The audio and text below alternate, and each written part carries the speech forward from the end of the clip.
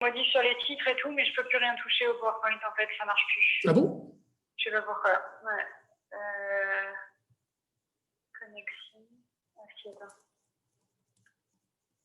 Bon, écoute. Bah, éventuellement, tu peux encore les faire hein, si tu veux, là, il n'y a pas de problème. Ouais, ça marche pas, je fais ça. Okay. À tout de suite. À tout de suite.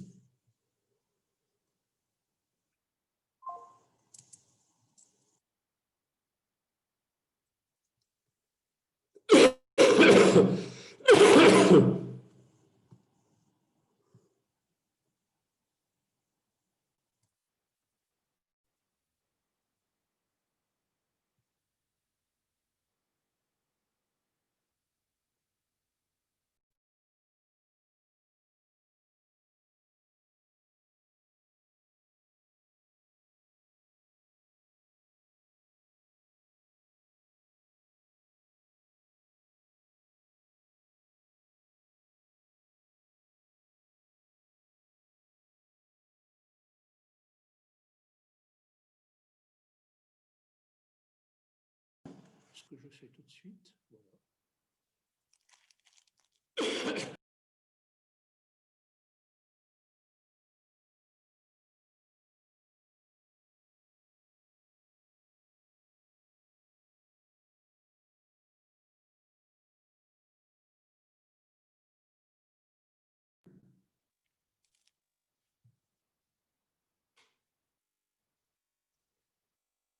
Alors, donc je vous propose de commencer puisqu'il est 13h15. Bonjour, bienvenue à toutes et à tous. Emeline. Bonjour à tous.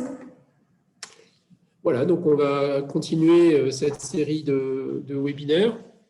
Je vous remercie d'être présentes et présents aujourd'hui. Et donc, nous prenons la deuxième session. Alors, on a choisi donc, dans cette deuxième session, finalement, de prendre le cas de la gestion participative de l'eau. Bon, ça intéresse 50% de ceux qui ont répondu au questionnaire initial. Mais on va voir comment ça intéresse en fait un peu tout le monde par un effet de glissement, disons, des enjeux liés à la gestion participative de l'eau. Aussi, par rapport à l'audience de ce webinaire, on a une audience très diversifiée avec des gens qui connaissent bien la gestion de l'eau, d'autres pas du tout. Donc, on a un réglage dans les informations. Vous verrez, alors, bon, vous nous ferez éventuellement un retour a posteriori pour nous dire si le réglage vous convenait. Il y aura forcément des frustrations et d'autres qui trouveront peut-être ça un peu compliqué. Donc, on va faire une approche initiale du cadre de la participation pour la gestion de l'eau, donc sur les acteurs, comment ils interviennent et le cadre réglementaire. Et puis, on va essayer de donner quelques indications, toujours assez rapides, puisqu'on est dans nos 25 minutes, sur les approches de la participation pour la gestion de l'eau, avec les enjeux plus consultatifs, les notions de concertation amont et leur émergence, une première approche rapide des différentes politiques de l'eau, et puis des approches alternatives de ce qu'on peut appeler la participation plus intensive, dont en fait on parlera relativement peu aujourd'hui. C'est essentiellement un appel, un teaser, comme dit en anglais, pour la session de la semaine prochaine, qui, elle, présentera en détail des exemples. Vous verrez qu'aujourd'hui, on ne présentera pas en détail des exemples, on n'a pas le temps de le faire. Pardon. Alors, en quoi est-ce que la gestion de l'eau, finalement, elle intéresse tout le monde dès lors qu'on s'intéresse à la participation? Eh bien, d'abord, l'eau a une caractéristique très forte qui est d'être un lien et un intégrateur dans les territoires. C'est effectivement, elle a un aspect, on va dire, polymorphe. C'est à la fois une valeur à laquelle on est attaché, une ressource, un vecteur, un facteur énergétique, un milieu en écologie, etc. Donc, il y a énormément de dimensions qui font que beaucoup d'acteurs sont concernés. Donc, il y a beaucoup d'acteurs, beaucoup d'enjeux, beaucoup d'usages autour de l'eau. Plus finalement que dans beaucoup d'autres domaines, et ça établit un peu un tissu dans ces territoires. C'est un domaine qui est ancien, très très ancien, hein, puisqu'il est historique, voire préhistorique, dans sa gestion collective. C'est bien analysé par beaucoup de collègues, avec des grands nombres de solutions, d'aménagements, d'enjeux de pouvoir, des institutions diverses, des systèmes réglementaires, etc., et aussi un monde privé, des entreprises dans ce domaine-là. C'est un domaine qui est relativement pionnier du point de vue de la réglementation relative à la participation. Alors, avec l'urbanisme, puisque l'urbanisme est évidemment un des domaines majeurs où les choses ont émergé relativement tôt en matière de participation, mais dans le domaine de l'eau, on va le voir, la transcription de la Convention d'Aarhus, des directives de Rio, etc., s'est fait relativement tôt. Et la directive cadre européenne sur l'eau, la DCE, l'article 14, vient poser les choses. Et aussi, c'est un domaine important parce qu'il est au croisement avec d'autres politiques territoriales. D'ailleurs, il prévaut même sur des politiques territoriales hautes, de type aménagement comme les SCOT et les PLU, ou les SRADET. Et donc, c'est vraiment un domaine transversal important. Donc, tout le monde est concerné. Petite précision, vous avez à la fin de la présentation, que vous trouvez en ligne, dès à présent, vous avez une liste des acronymes, parce qu'il y a beaucoup d'acronymes, excusez-nous. Alors, qu'est-ce que c'est que la participation ? On ne voit pas le PowerPoint, si je peux me permettre. Enfin, moi, je ne le vois pas, en tout cas. Oui. C'est embêtant, mais j'aimerais bien avoir la confirmation que les autres ne le voient pas. Est-ce que quelqu'un peut écrire dans le chat pour dire si vous voyez ou pas le PowerPoint ? Aïe. Aïe. D'accord. Ben, merci. Hein. Je ne sais pas pourquoi, je ne sais pas du tout pourquoi. Je vais repartager mon écran. Ça y est, ça fonctionne. Ah bon, ben merci, je suis désolé. C'est bien de me l'avoir signalé. Donc, j'ai été passé sur ce premier transparent que vous trouvez en ligne dans la page, etc. Et je viens donc à la suite. Alors, comment se passe cette participation à la gestion de l'eau? Et en fait, pourquoi ce transparent? Tout simplement pour dire que finalement, participer à la gestion de l'eau, c'est extrêmement varié du point de vue des différents acteurs. Donc, à gauche, vous avez quelques catégories d'acteurs classiques, des habitants, des agriculteurs, des entreprises, les opérateurs de l'eau, hein, les entreprises de l'eau en tant que telles, ou les services d'eau, les administrations, etc., les élus des associations. Et en fait, tout ce petit monde participe à des niveaux divers. Alors, on n'a pas affiné, excusez-moi, ça c'est une grosse erreur, on n'a pas affiné la distribution de ces activités, simplement parce qu'effectivement, ça va varier selon les contextes. Mais ce que vous pouvez garder en tête, et c'est vraiment le point très important, c'est que les actions de participation, elles commencent d'abord dans le monde physique. C'est d'abord prendre un robinet dans sa main, ouvrir et fermer un robinet, c'est une action de facto sur l'eau, et ça commence là. Et donc, évidemment, ça commence et ça revient là, c'est-à-dire qu'après avoir beaucoup discuté et délibéré, on peut éventuellement revenir à savoir si on a ou pas consommé de l'eau. Donc, toutes les actions effectives sur l'eau contribuent de facto à la gestion de l'eau, et c'est un des premiers points. Après, on a la régulation, c'est-à-dire comment est-ce qu'on va organiser la surveillance, le pilotage, l'alerte sur les ressources, avec évidemment des acteurs intermédiaires importants. Par exemple, les collectifs d'irrigants sont dans des configurations où les enjeux de régulation sont très importants. Et puis, on a les aspects plus tactiques ou les aspects d'analyse dans lesquels il va s'agir de reprendre une situation particulière, de l'observer, de la comprendre et de chercher à mettre en œuvre des actions. Le tout s'inscrivant globalement dans des politiques plus larges où le rôle des différents acteurs va porter sur l'influence, la réflexion sur le long terme, la coordination réglementaire, légiférer, etc., etc. Alors, il y a beaucoup de messages. Je vais juste, excusez-moi, j'essaye de... Ah oui, bon, ok. Alors, je vais déplacer la fenêtre pour pouvoir suivre... Voilà, excusez-moi, pour pouvoir suivre le chat en parallèle. Donc, comment ça se matérialise? De beaucoup de façons.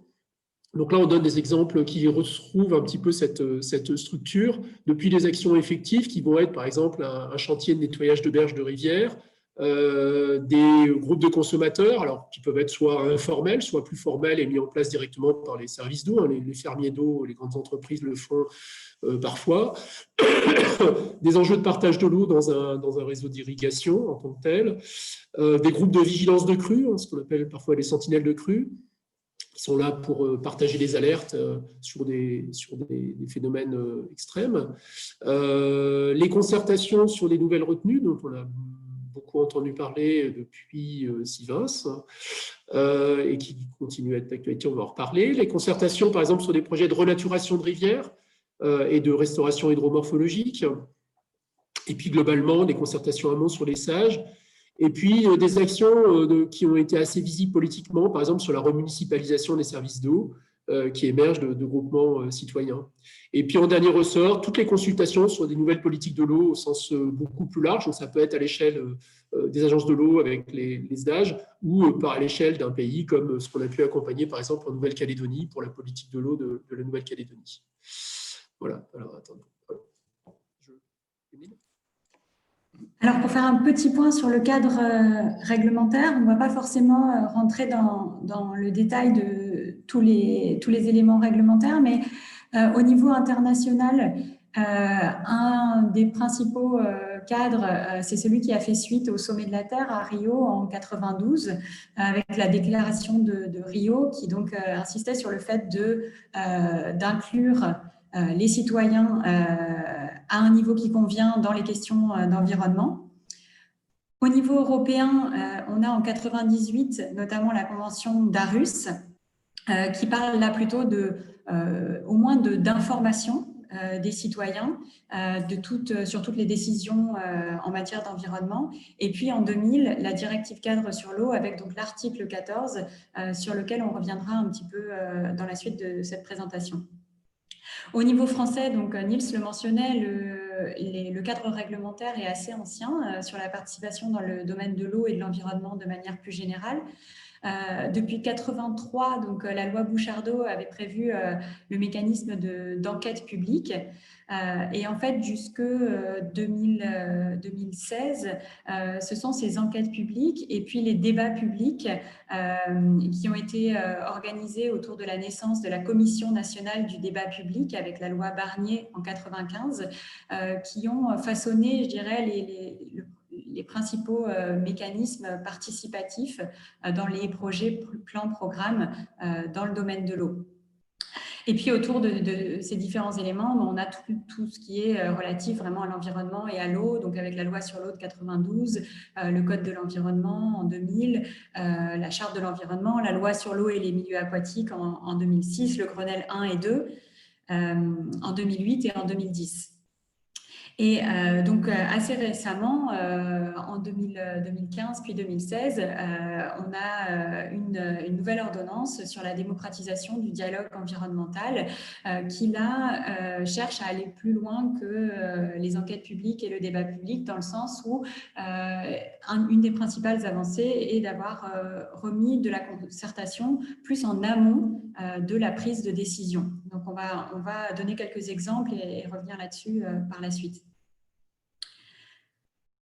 Au niveau des différents périmètres de la gestion de l'eau, donc que ce soit la gestion intégrée des ressources en eau, la GIR, les inondations, la gestion quantitative ou l'irrigation, on a pris ces 4 exemples, mais il y en a d'autres. Donc on voit que ces différents instruments légaux se déclinent à différentes échelles à travers soit des instruments juridiques purs, et on a essayé de vous les lister dans les différentes diapositives, au moins pour pouvoir vous donner les références. Et puis, en termes d'outils de gestion, donc comme les SDAGE, donc les schémas directeurs d'aménagement et de gestion de l'eau au niveau des grands bassins versants, qui eux-mêmes sont déclinés en SAGE, donc les schémas d'aménagement et de gestion de l'eau au niveau local. Et puis, pour certains de ces outils de gestion, des organes de concertation sont prévus, comme c'est le cas de la CLE, la Commission locale de l'eau pour les SAGE.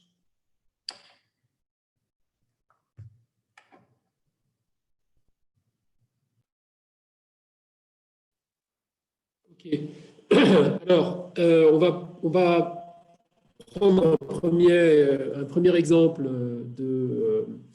dans ces contextes généraux, et le cadre général qui va nous intéresser, ça va être celui d'abord de la directive 4 sur l'eau, de sa transcription.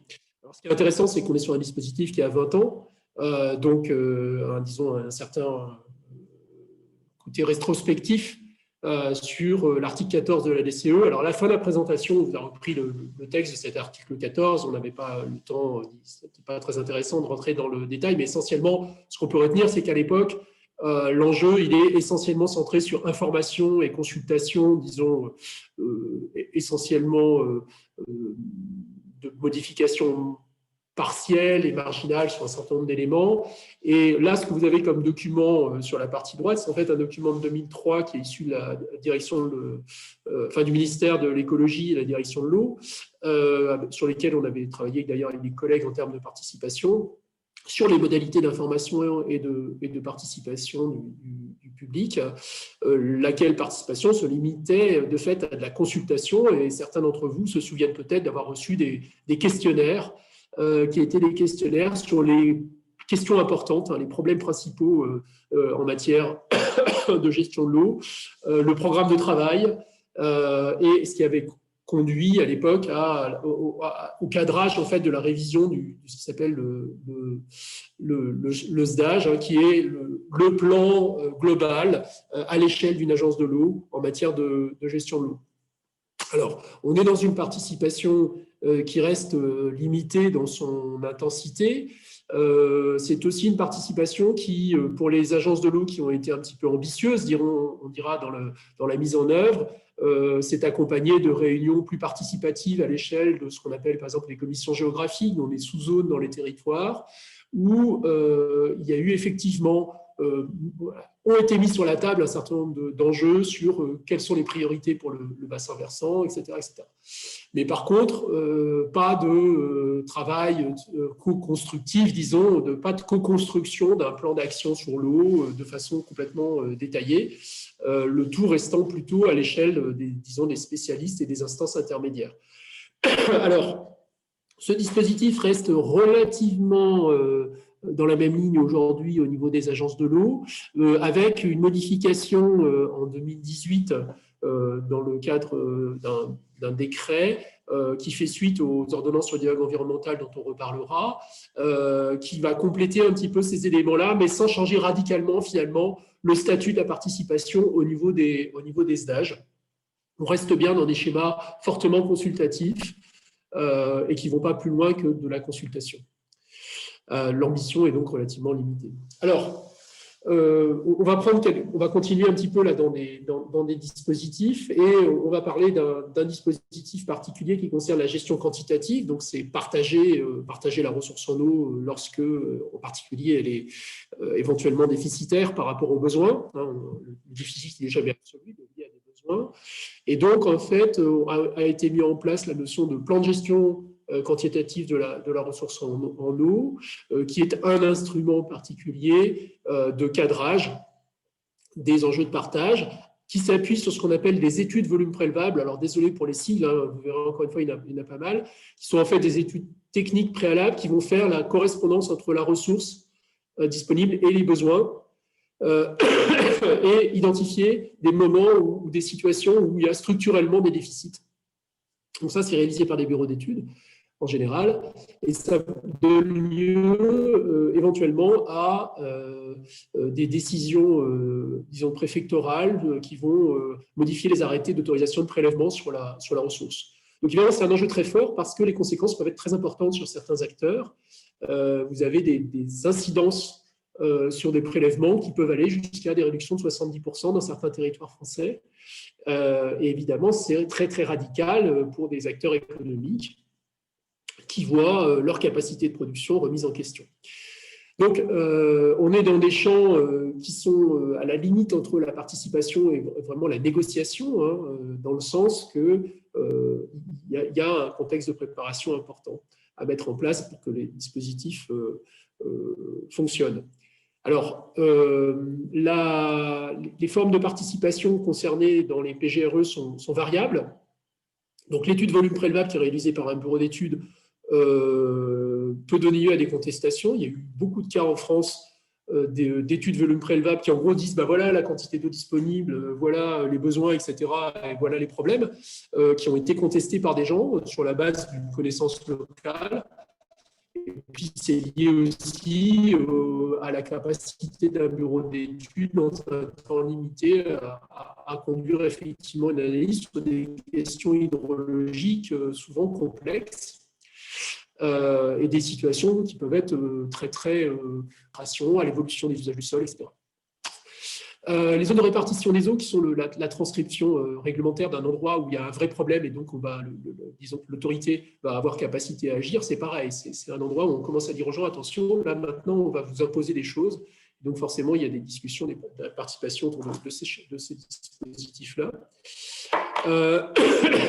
Et de façon générale, les modalités de mise en œuvre, que ce soit en termes de partage de l'effort, donc il y a un effort à réaliser, qui doit le réaliser, les petits, les grands, le domaine agricole ou plutôt les besoins domestiques, et qui va aussi faire la police de l'eau dans ces contextes-là. Tout ça donne lieu à des éléments de participation. Alors, on ne va pas rentrer en détail, on peut vous donner quelques exemples. Donc, par exemple, un travail qui a été piloté méthodologiquement par la SCOP LISOD avec l'Agence de l'eau Euro-Méditerranée-Corse, département du Gard et le syndicat du bassin versant de la 16, qui est un dispositif qui a été mis en place il y a quelques années de façon relativement ambitieuse sur de la participation, engageant effectivement des acteurs avec des outils un peu innovants autour des enjeux de partage de l'eau.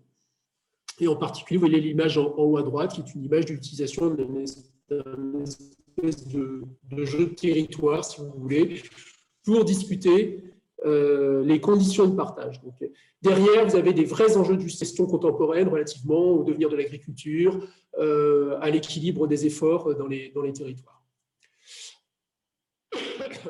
Émile ? Oui, alors pour revenir un petit peu aux évolutions récentes sur la concertation amont en termes réglementaires. Donc, j'imagine que vous avez tous entendu parler des manifestations qui ont eu lieu contre le barrage de Sivins et qui avaient donné lieu il y a quelques années à la mort de Rémi Fraisse, notamment dans les affrontements entre les forces de l'ordre et les manifestants. En fait, ces événements ont eu un effet, je dirais, un petit peu déclencheur avec d'autres facteurs pour enclencher une réflexion au niveau gouvernemental sur le fait de commencer la participation plus tôt dans la prise de décision et dans les projets, plans, programmes, et donc pouvoir consulter les habitants et les différentes parties prenantes dès le début, dès l'idée du projet pour pouvoir potentiellement discuter même de l'option de non mise en place d'un projet tel que le barrage de Sivins, par exemple, ou d'autres projets et programmes.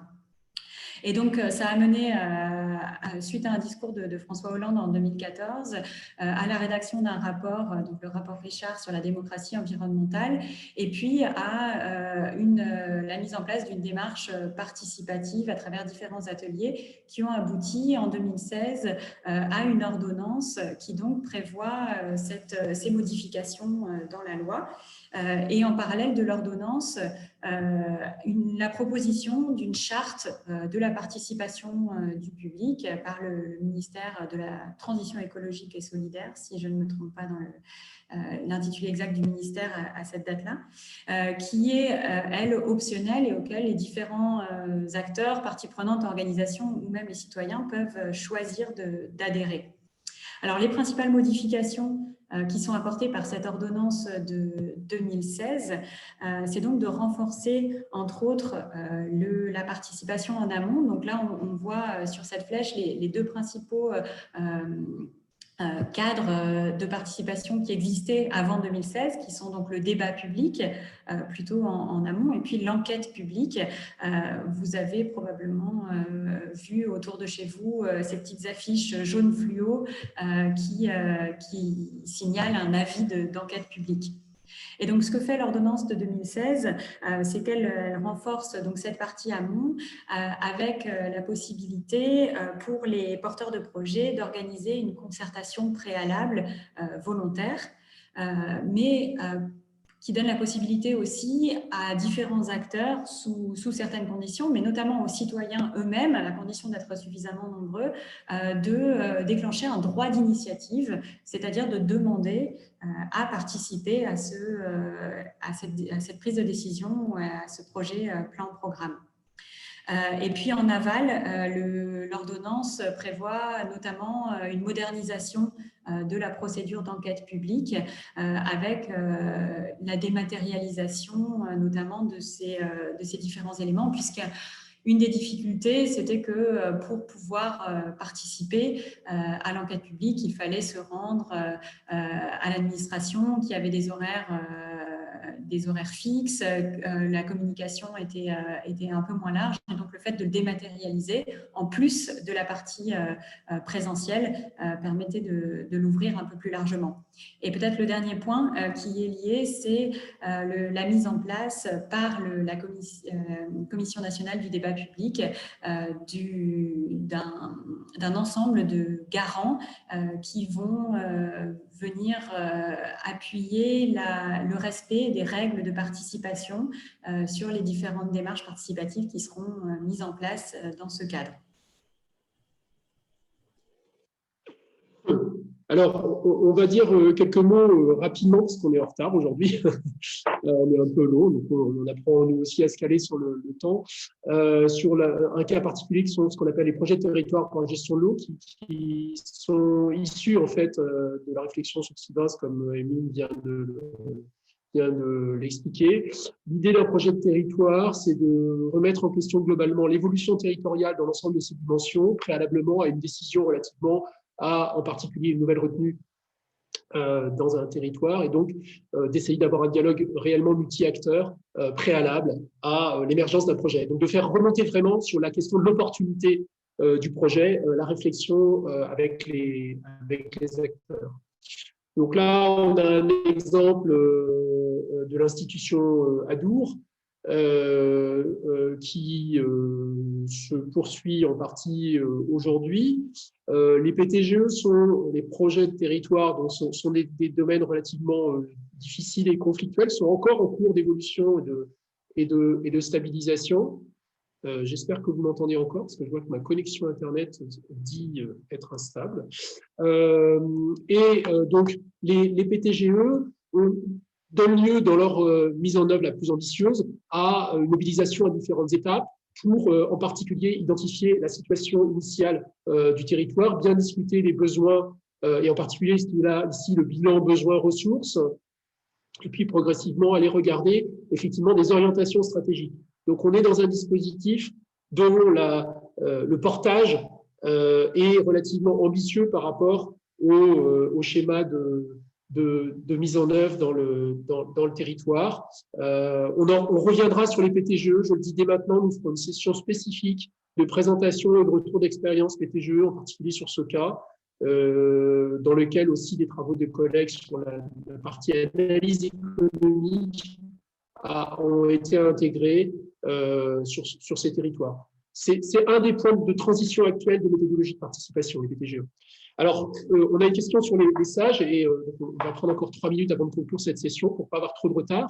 Donc, les schémas d'aménagement de gestion de l'eau sont des dispositifs qui remontent à la loi sur l'eau, en fait, au départ, et qui sont les schémas de mise en coordination et d'organisation de l'ensemble des activités liées à l'eau dans un territoire, qui préalablement ne faisait appel que à ce qu'on appelle la commission locale de l'eau, qui est un organisme avec 3 collèges représentatifs qui étaient supposés représenter l'ensemble du territoire. Et depuis l'ordonnance de 2016 sur le dialogue environnemental, on a une évolution réglementaire avec un repositionnement d'un ensemble de procédures de concertation préalables dans les schémas d'aménagement du gestion de l'eau sur les éléments importants qu'on peut mettre en discussion avec les gens, qui sont l'état initial d'une rivière, d'un bassin versant, les tendances et la réduction de ce qui s'appelle le PAGD, qui est en fait le plan d'action du SAGE. Tout ça devant passer par un certain nombre d'étapes réglementaires et étant accompagné aussi par un garant. Donc actuellement, il y a quelques sages qui ont commencé à rentrer dans cette nouvelle mouture des sages avec plus ou moins d'ambition, certains ayant souhaité aller relativement loin. Et la semaine prochaine, c'est un appel à la semaine prochaine, on vous présentera plus en détail ce qui avait déjà été un petit peu évoqué la dernière fois, c'est-à-dire le cas de la Drôme, en la matière où une démarche un peu ambitieuse a été mise en place, mais il y a d'autres exemples disponibles. Alors, on pourrait parler aussi d'inondation, donc je vais passer parce que je voulais respecter à peu près le temps. Vous retiendrez simplement dans le cas des inondations, c'est un domaine qui a une caractéristique importante, c'est qu'elle est très mobilisatrice. C'est un domaine très mobilisateur, pardon, du fait d'un moment de crise. Évidemment, là, il y a une fluctuation dans l'engagement liée à la distance du temps de la crise pour les gens. Et les collègues qui travaillent spécifiquement sur les inondations savent très bien qu'en fonction de la distance avec un grand événement, eh bien, il y a plus ou moins de saisissement et de mobilisation, et ça fait partie des choses importantes. Alors, en conclusion pour cette session d'aujourd'hui, ce webinaire d'aujourd'hui, donc avec un petit peu de retard. Donc, l'eau, de façon générale, est effectivement un domaine qui va concerner effectivement les gens, mais malgré tout, on a des difficultés à mobiliser. C'est-à-dire que tout le monde est conscient des problèmes d'eau, tout le monde va vous dire, et dans les études qui sont faites, l'eau effectivement fait partie de choses très importantes, mais en même temps, on n'a pas forcément une grande mobilisation dans les dispositifs qui sont mis en place. On va avoir des mobilisations des gens qui sont les plus directement concernés. Donc, par exemple, dans une renaturation de rivière, ça va impacter les riverains de la rivière, et donc ceux-là seront présents, et les autres, ça sera plus compliqué. C'est un domaine qui a été ouvert relativement tôt aux innovations du dialogue environnemental. Ça reste encore en construction, et on a aussi des acteurs et des structures qui résistent à la mise en œuvre des ordonnances de 2016 en particulier. On est beaucoup sur la consultation intermédiaire. On reste sur des modalités pratiques parce que beaucoup d'acteurs ne savent pas comment faire autrement, n'ont pas les moyens. On a toujours un sentiment d'autres urgences avant que la participation soit mise en place. Et on a même observé un certain nombre de reculs politiques, en particulier dans le cadre des nouvelles retenues, c'est-à-dire, disons, au niveau des positionnements ministériels, de fait que des choses qui avaient été dites précédemment sur des exigences de consultation soient remises en question. Et le contexte Covid de la dernière année a aussi remis en question un certain nombre de choses. Les lois de simplification. La simplification, c'est souvent moins de participation. Donc, dès qu'on simplifie, en fait, on va avoir tendance à réduire la participation. L'intégration verticale est à construire, et l'intégration horizontale, donc tout ce qui est intersectoriel et interpolitique, donc par exemple la relation entre l'urbanisme, l'énergie, l'eau, elle est formalisée en partie, en particulier l'eau, normalement va être prioritaire dans ces politiques vis-à-vis du reste, mais il y a relativement peu de cas. Un cas très intéressant il y a plusieurs années qui a été porté par le syndicat du bassin de Thau avec une instruction conjointe entre un SAGE et un SCOT à l'échelle de ce territoire. Voilà, donc la semaine prochaine, on présentera des exemples pratiques. J'espère que cette session n'a pas été trop théorique. Et donc, je vous invite à poser vos questions, comme d'habitude, sur la partie questions-réponses. Et nous avons déjà un certain nombre de questions auxquelles nous commençons donc à répondre maintenant. Et nous avons 5 minutes de retard. Alors, j'ai déjà répondu à une question, je le dis par écrit, qui était le lien vers la charte de participation du public. Alors, première question, quid de la représentation ou de la participation transparente des organisations professionnelles, industrie, agriculture et articulation avec les débats plus citoyens? Alors, c'est une vaste question qui, de fait, renvoie au cadre réglementaire et à la volonté politique. Donc, c'est deux choses complémentaires. Donc, dans le cadre réglementaire, on a des instances représentatives dans les différents dispositifs. Donc, si on prend par exemple le cas des SAGE, des schémas d'aménagement de gestion de l'eau, la commission locale de l'eau, donc il y a 3 collèges, dont un collège dit des usagers. Et ce collège des usagers va inclure une représentation qui est décidée à l'initiative du porteur du SAGE, donc souvent un syndicat mixte, puis validée par la préfecture pour dire que telles et telles organisations sont effectivement représentatives des usagers, les autres étant l'État et les élus.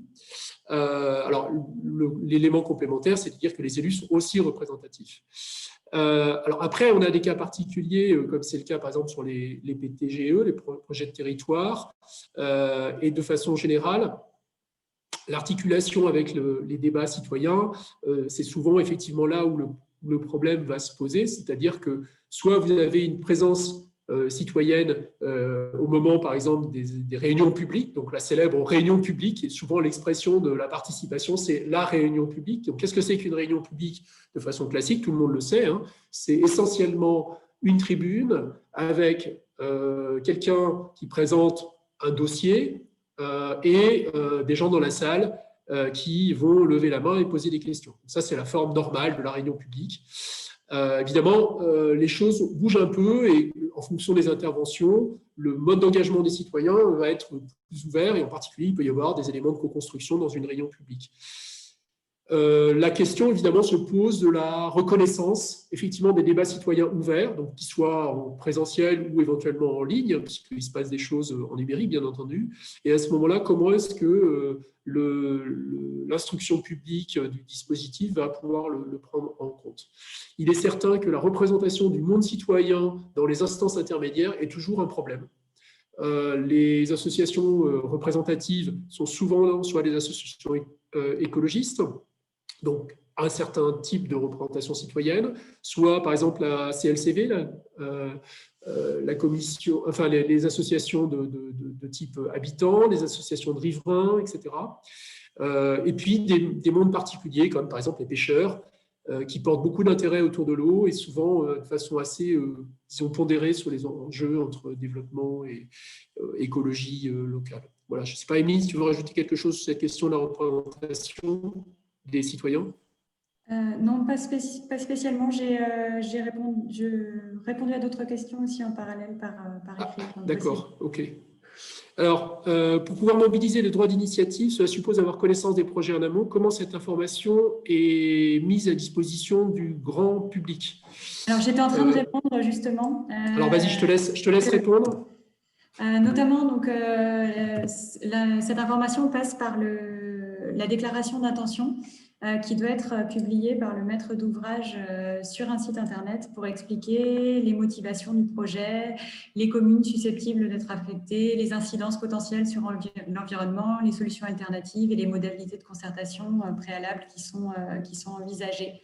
Et donc, c'est à travers cette déclaration d'intention qui est obligatoire pour tous les projets, plans, programmes soumis à évaluation environnementale et donc soumis à l'ordonnance de 2016 que passe cette communication.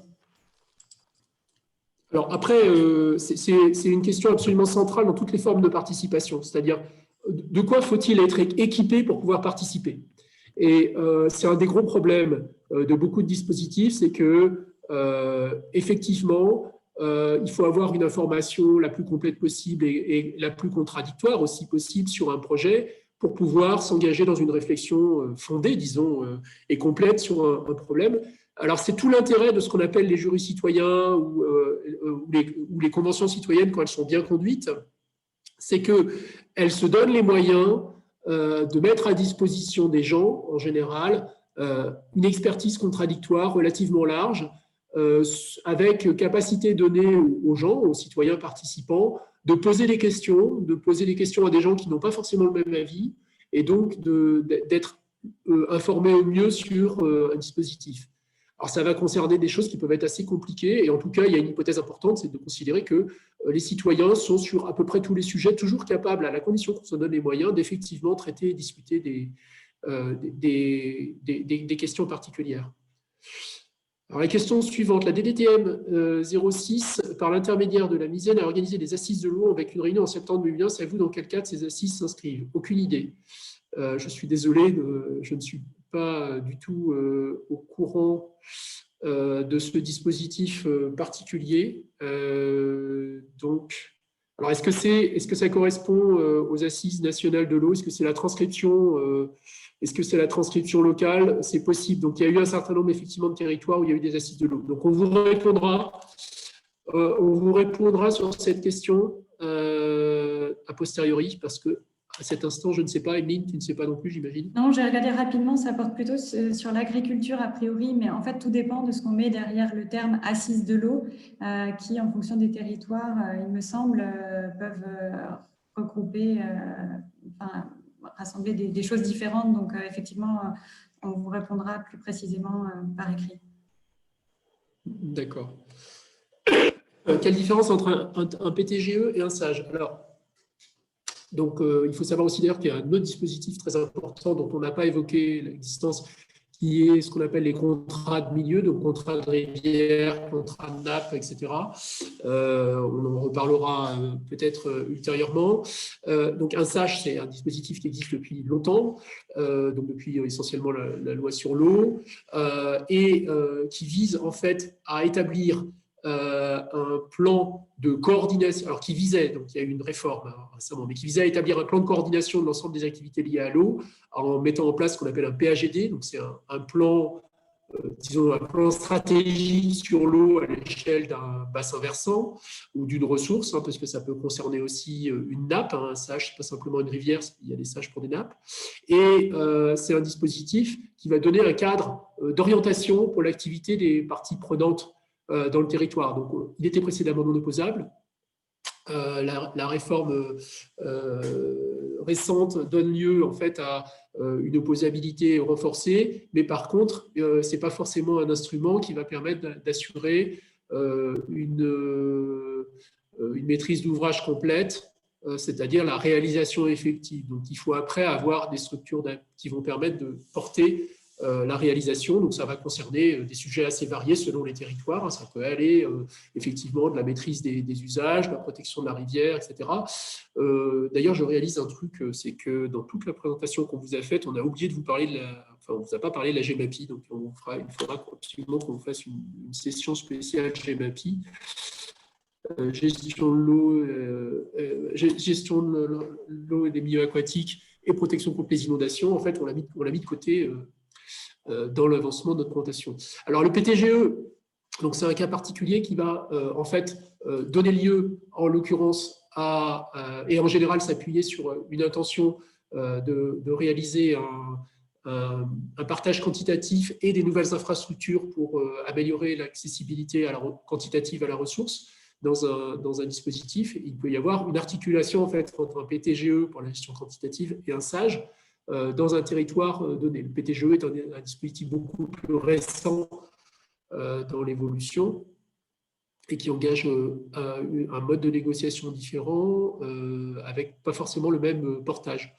Alors, on pourrait passer très longtemps à discuter sur l'organisation des systèmes dans le domaine de l'eau. Ce qui est important, c'est la participation qui est dedans. Donc, dans les SAGE, une participation classique par l'intermédiaire de la Commission locale de l'eau et dans certains cas, une rénovation partielle des modes de concertation amont sur les SAGE. Dans le cas des PTGE, une volonté au moins initiale marquée dans la directive royale de 2015 pour l'émergence des PTGE, puis sa transcription ultérieure, d'aller vers une réelle concertation de l'ensemble des parties prenantes. Alors, qu'est-ce que c'est qu'une réelle concertation? Eh bien, ça reste une concertation intermédiaire. On a vu en passant rapidement l'exemple de l'institution Adour, qui elle, est intéressante, mais forcément reste tout de même portée par des acteurs représentants, des délégués. Donc, ok, je note quand même à compléter tout ce qui est PTGE, SAGE en différenciation. Le caractère volontaire de la concertation préalable n'est pas un obstacle justement à la garantie de la participation des citoyens. Émilie, tu veux répondre? Oui.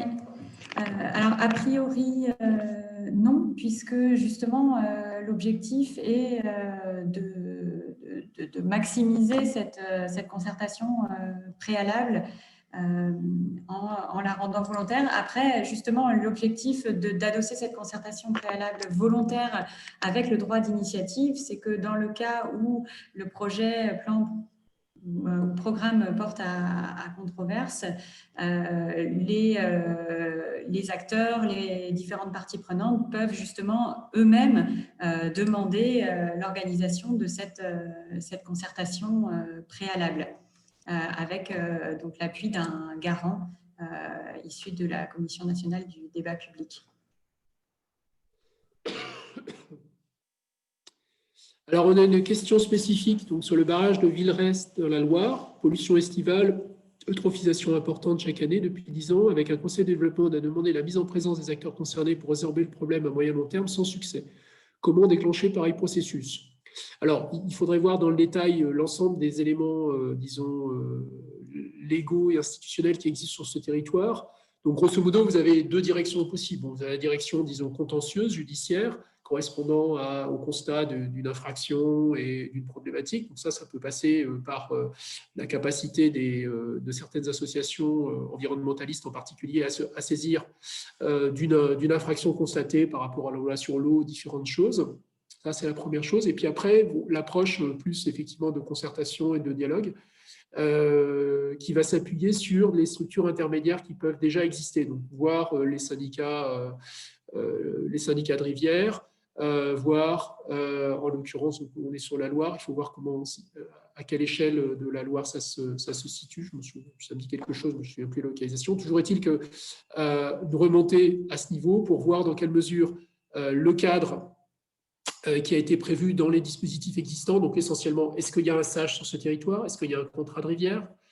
Est-ce qu'il y a eu un certain nombre d'accords sur des modes de concertation sur le territoire? Et sinon, se tourner effectivement vers les différentes structures pour renforcer la demande par le canal d'une contestation sur les schémas de dialogue locaux. Alors, c'est un truc qu'il faudrait qu'on regarde avec vous. Je vais noter barrage de Vidrest et voir quelles sont les structures sous-jacentes. Mais essentiellement, les deux voies sont la voie contentieuse judiciaire et puis la voie d'inscription dans les dispositifs existants au niveau local. Après, ça renvoie de façon classique au lobbying politique qu'on va avoir sur un territoire avec les formes de revendication. Il n'y a pas de dispositif automatique de bascule dans une exigence de concertation. C'est bien une des questions dans la saisine actuelle possible. Alors, par contre, vous pouvez avoir certains dispositifs d'émergence d'un débat dès lors qu'il y a des décisions qui sont en jeu, mais il faut un certain nombre d'engagements citoyens pour demander la concertation. Alors, question suivante. Dans les années 90, il existait des séances de coformation intitulées Rivière Partage de l'eau, organisées et financées par l'Agence de l'eau Loire-Bretagne, initiative qui permettait de désamorcer des situations de tension entre usagers, notamment sur la question des projets de retenue. Ce type de gestion participative n'a pas perduré à tort. D'autres démarches de ce type existent-elles aujourd'hui? Alors, excellente question. En fait, je ne sais pas sous cette forme-là, en tout cas, donc sous la forme de dispositifs amont. Donc, nous, on a proposé des arènes territoriales de l'eau dans certains territoires. Ça reste un projet ouvert. Je sais qu'à un moment donné, effectivement, il y avait eu mise en place avec Eau et Rivières de Bretagne, qui est la très grande association bretonne sur les questions d'eau, de dispositifs amont de concertation, donc dissociés en fait d'un projet particulier. Et en tout cas, je suis totalement convaincu, et c'est une excellente question, je suis totalement convaincu de l'utilité de ce type de dispositif. Je pense qu'au niveau des agences de l'eau, il y a pu y avoir des volontés de les mettre en place. Le problème, c'est que la plupart des acteurs publics sont le nez dans le guidon sur tout un ensemble de politiques, d'interventions, de schémas, etc. Et que ce genre de dispositif, disons, plus froid, qui par contre permet effectivement d'atténuer les crises, eh bien, ne viennent jamais à l'agenda parce qu'ils n'ont pas la capacité de le faire. Donc, une arène territoriale de l'eau, je crois que c'est un vrai bel exemple d'une participation nouvelle génération qui est à construire. Mais si certains d'entre vous en ont connaissance, n'hésitez pas à le signaler aux autres.